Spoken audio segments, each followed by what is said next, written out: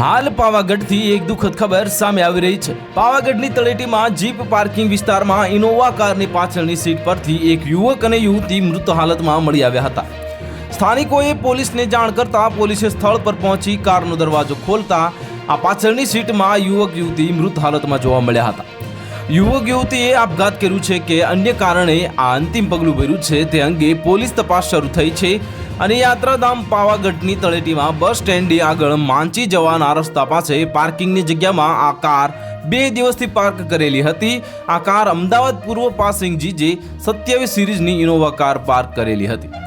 સ્થાનિક રહીશોએ આ કાર ચાલુ હતી અને તેનું એસી પણ ચાલુ હોવાનું જણાવ્યું હતું। કારની પાછળની સીટ ઉપર એક યુવક અને યુવતી બેઠેલા દેખાયા હતા। સ્થાનિકોએ આ કાર બીજા દિવસે પણ તે જ જગ્યાએ દેખાતા શંકા ગઈ હતી, જે જોવા માટે લોકોના ટોળે ટોળા ત્યાં પહોંચ્યા હતા।